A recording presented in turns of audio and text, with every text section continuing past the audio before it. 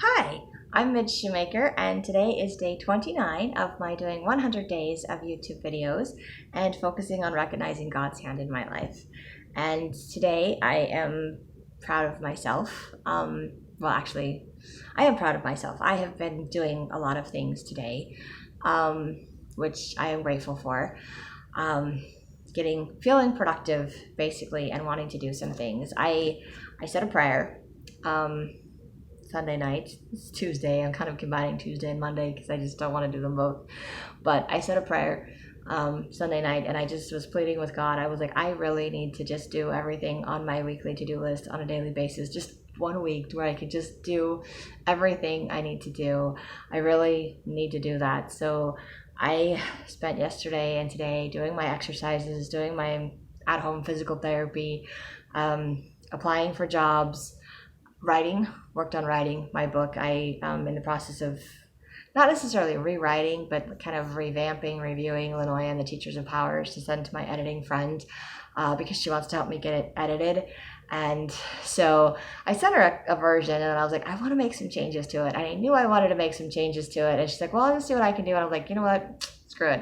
I woke up yesterday and I just had all of these ideas in my head as to the changes that I wanted to make. And I spent about 3 hours yesterday working on Linoya and the Teachers of Powers. I got through like 4 or 5 chapters. And I was like, man, this is going to take forever to get through it. And then today I sat down for like 2 hours and I got through like 10 chapters. And I was like, what the heck?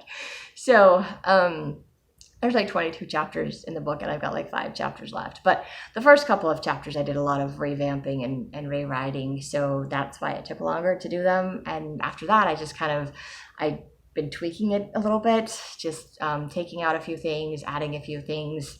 But for the most part, just reading it and enjoying my own writing and going, this is a good story. This is ready to go be published. It just maybe needs some editing, some punctuation corrections or something. But it's ready to be published. So I've got like 4 or 5 more chapters I need to go through and edit.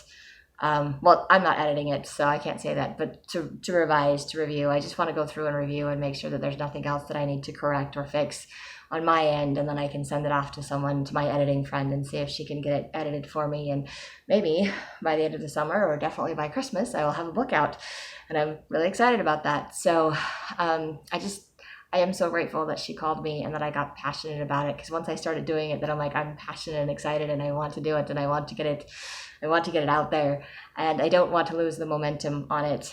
And tonight I was kind of frustrated. I was kind of torn because I'm supposed to go clean the temple and I wanted to finish my book. I'm like, I'm 5 chapters away. It would not be the same if I was actually writing it from scratch. I wouldn't know how many chapters away or how much I still had left of the story to go, because I don't always know how that works. So, but I did make myself stop and go and clean the temple, and that's always an amazing experience to get to go and to help to clean. And I just feel like God is answering my prayers, because I've been praying, and today I got out of bed and I was so tired. I didn't sleep as well as I wanted to last night, and I was like, I just started praying, and I said, Holy Father, I just really need to do everything on my list today. I really need the strength and the energy and the motivation to do stuff. And I'm like, I'm just praying so I can do stuff, because sometimes all it takes for me is to start a prayer. And when I start praying and knowing that God is there, I feel like oftentimes I just start doing things. And sometimes I think I avoid praying because I know if I do that, I'm going to start doing stuff. I just don't want to do stuff. So I really wanted to do stuff, but I just felt so tired and lethargic, and just that depression hanging over me. And I was like, this is one of those days where I just don't want to do anything. I'm like, but I need to do all of these things. I want to do all of these things. So I prayed, and I did. I did my exercises. I applied for some jobs. I did some things. I did my scriptures and meditationals. I did the stuff on my list today, and I did get information about the funeral. My sponsor friend's daughter sent me a text letting me know when the funeral was going to be, and that she's doing a small thing at her house instead of like a church building or something. So she's not putting it out on Facebook or in the newspaper. So she doesn't want a big thing, and it's kind of like a come and go thing. And I'm like, how do you do a come and a go thing for a funeral? Like, I just don't understand that. And someone else said that they're doing it like as a celebration of life or something. And I was like, I'm still not really sure how that's going to work, but apparently it's a come and go event, and we just show up on that day from those times, and just, people can, I guess, stop by and say hi and share memories and leave. I don't even know. I was like, that's just weird to me. I've been to lots of different kinds of funerals. I've just never been one at someone's home. That's kind of like like a bridal shower or something like that, or a baby shower where you could just come and go and bring your present and then leave, or like a reception where you just come and go and you leave your present and leave. All funerals I've ever been to, they usually, everybody gathers and they, see the body one last time. They have a viewing, and if they don't have a viewing, at least they have like a room where everybody gathers and they talk about the person that's passed on, and they do like a life history of the person, and how, everything about that person and how they were loved and why they were loved and all the stuff and everything. I'm like, but I've never been to one that's just you come and go, and I'm like, it's a come and go kind of a thing. It's not and it's at somebody's house. I mean, I know they do luncheons and other things like for family after funerals, and if you're not family, you don't get invited to the luncheon and to the special whatever that you do is come and go, but there's usually always the big whatever. So just kind of dealing with that, because I want to go and say goodbye to my friends. That's what funerals are for. It's for the living, to say goodbye to the people that have passed on. But at the same time, I'm just kind of like, that's kind of a weird setting, and I don't know what to do at one of those. So if anybody has any suggestions, like, please put some comments down below if you've experienced that, you have any ideas, because I'm clueless.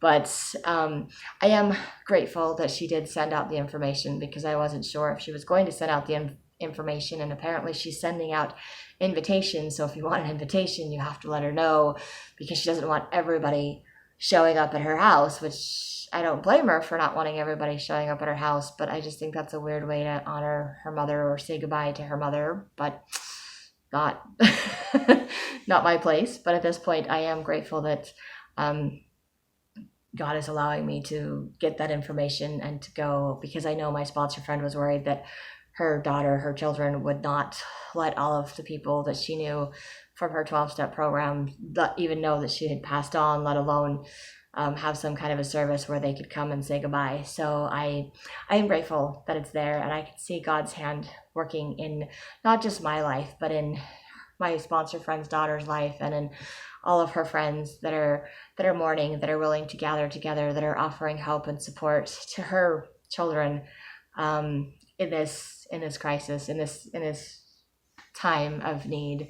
So I am grateful to see God's hand working not only in my life, but in the lives of others, and it's softening people's hearts. I know my sponsor's friend's Tucson friend wasn't allowed to see her in the hospital, but apparently her daughter has since changed her mind and has sent her the information for the funeral. So she's been invited to the funeral, even though she wasn't allowed to say goodbye in the hospital. So like I said, I can see God's hand working in people's lives, and it's an amazing thing. It's a blessing. It's a gift, and I know that. And I am grateful that God has been blessing me. He's been answering my prayers and giving me the strength and the courage to move forward with my life, to do things that I don't want to do, or that I want to do and I've just been struggling with doing. And also that He's helping me to find a new way to grieve and to live my life and to move forward. Because in the past, instead of I shut down when people have passed away in my life, and I stopped trying to live my life. And right now I feel more motivated and have the desire to live my life, to do something better with my life than what I've been doing. And so I am grateful to see God's hand in my life and helping me to motivate myself and to change my attitude and change my perspective and to process this passing differently, and maybe have as an opportunity to learn how to heal, to openly grieve the loss of my friend, and to heal, and maybe not just heal from losing her, but heal from other past losses and things that I've been dealing with, and to just be able to let go and move forward in my life. And I am so grateful for that. And yesterday I called my Al-Anon friend Jay and talked to her about the grief book that I've been working on, and I was able to help her and she was able to help me, and it was kind of a mutual thing. And I am so grateful that I asked her to help me, and we were able to share and help each other. And so I feel like God is aware of me and answering my prayers and helping me to do and be better than I have been. And if nothing else, he's helping me to respond a little bit differently to all of this. So I am tired, I am sore, but I am happy and I am grateful. And I still miss my friend and I have my sad moments, but I am not letting it control my life, and I am not keeping it from living. I am not preventing myself from living my own life. I am choosing to move forward and living my life because I want to honor my friend that has passed on. I want to have a better life. I want to do the things that I've always talked about doing and just haven't done. And I guess I'm at a point in my life where I'm like, okay, this doesn't matter. I'm just going to do all the things that I talk about. So I'm trying. And I know I can't do them all at once and I can't do them all today, but I can take baby steps towards my goals, and God is there to help me and to guide me. And I am so grateful for that too. And I could ramble on and on about all the ways that God is blessing my life. And I know that He's blessing all of your lives too.